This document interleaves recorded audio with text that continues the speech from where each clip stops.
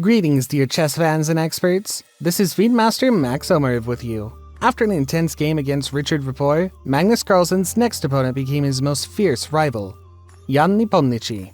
And this game gave us many surprises.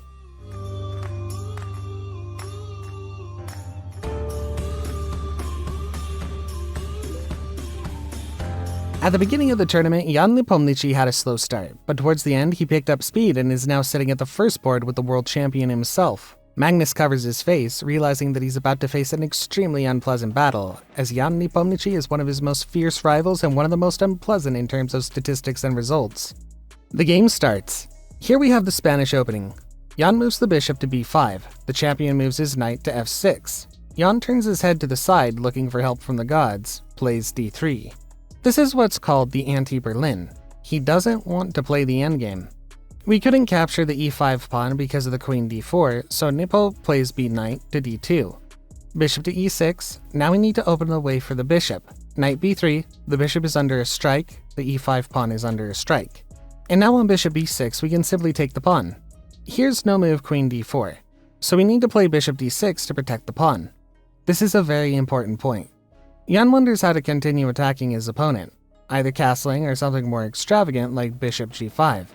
But Yan chooses the more classic way of development, just castling, but you can tell that Magnus Carlsen doesn't like the position. Yes, he has two bishops, but d4 threatens. On ed, there will be e5 fork. The world champion thinks about that for a minute. We'll speed up a bit here so you can see some actions and not just the handsome haircut of a world champion. I think you're more interested in what's going on the board. Magnus decides to radically block the idea of d4. He plays c5 so that Nepo doesn't even think of breaking through the center. Yan is a bit surprised, raises his eyebrow, scratches, and pretends that this move seems strange to him. A psychological attack of sorts. Knight a5, attacking the pawn. Black has to play queen c8 because on b6 there'd be knight b7 fork and the bishop would get taken. Yan is also a bit nervous, but he plays the move b3, preparing a bridgehead on the c4 square for his knight. The world champion thinks. You can see he's not impressed with the position, and in terms of time, he's already 40 seconds behind. You can't think too long. Concentrate, Magnus, accelerate. He's telling himself that. Come on, champ, think faster. It's just castling, a standard move, totally understandable. Why did you waste so much time? The time lag becomes almost fatal, approaching a minute, and Nepo doesn't slow down. Knight c4, the pawn's attacked. Knight d7, Magnus Carlsen protects it. And knight g5. The bishop hangs, he has to exchange. And there's the idea of queen invasion on the h5 square with mate threats. Of course, you can't say that there will be checkmate immediately because the knight can return to f6. There's the h6 move as well. But nevertheless, there's already a thundercloud hanging over the Black King in the form of Yan Nepomniachtchi's army, so Magnus Carlsen drives this knight away with the move f6. After the knight f3, Magnus pulled an unbelievable grimace. And what causes this anguish, the anguish of the mind on the Titan's face? Magnus doesn't understand how he can get an active game here. All the pieces are dumb, let's be honest. The d6 bishop is just like a pawn. The knight's no good either, he doesn't know where to move it, and it'll take a long time to get him through to e6 to d4. The world champion starts to panic. He doesn't like passive positions, so he plays the move f5, which causes a shock on Nepo's face. Look at his face. He was surprised by that move. Did you learn the theory of position play, Magnus, or not? Of course, Yan takes this pawn immediately, and now the whole complex of squares becomes weak in Black's camp. The e5 pawn is isolated, the e4 square is in White's hands, easy game. Pressure. What have you done, champion? Why did you create so many weaknesses? But it's better for him to have weaknesses than a passive position. At least the f-file is open, and there's some hopes for a counterplay. He builds on the f-file now. He can move the knight to f4 or something, and then maybe there'll be a ray of hope. But Magnus himself realizes that this gamble is unlikely to succeed. He's getting more and more hesitant. He's already almost a minute and a half behind Nepo. He plays b6. That's a kind of weird move. Bishop b2. Does he want to fianchetto the queen on b7? The solution is ambiguous.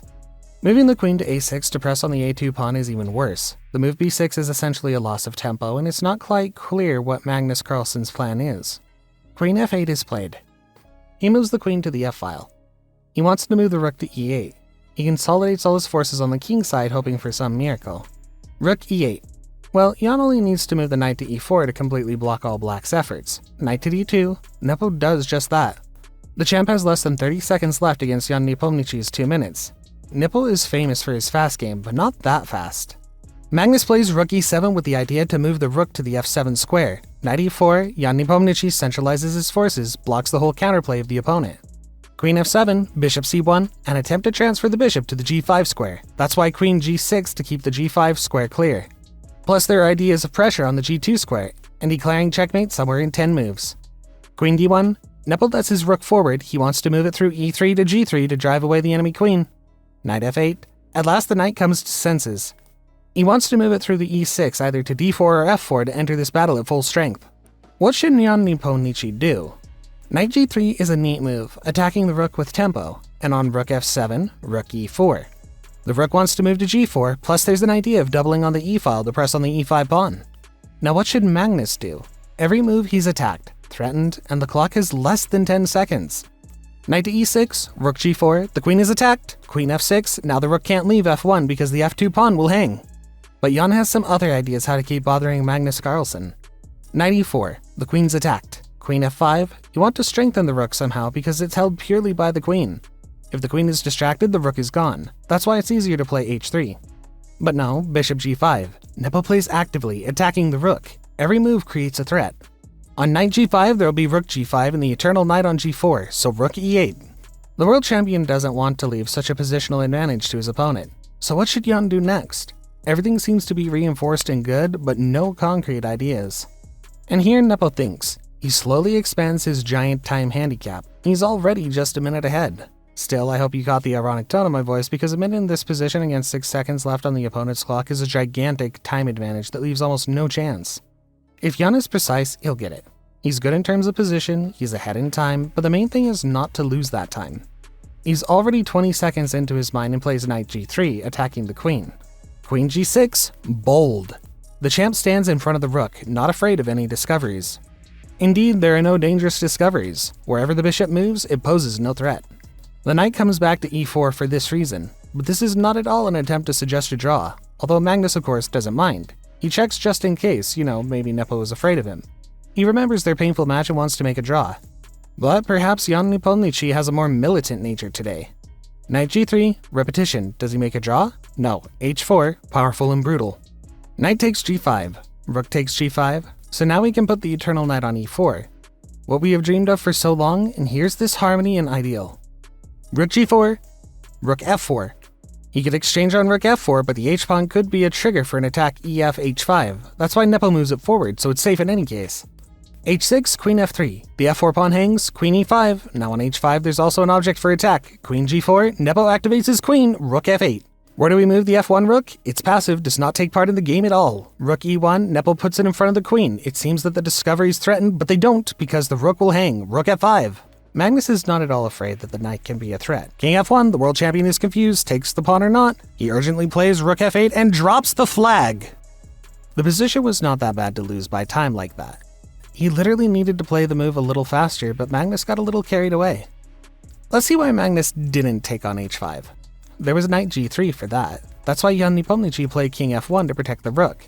Now the rook is protected, the queen is under a strike, rook is under a strike, black loses. This move precisely threw Magnus Carlsen out of his stride. He panicked and ran out of time. He played the strongest move rook f8 though. There was another important game between Hikaru Nakamura and Vladislav Artyomov. Hikaru Nakamura is in a terrible time trouble as we can see. 12 seconds of the position is rough.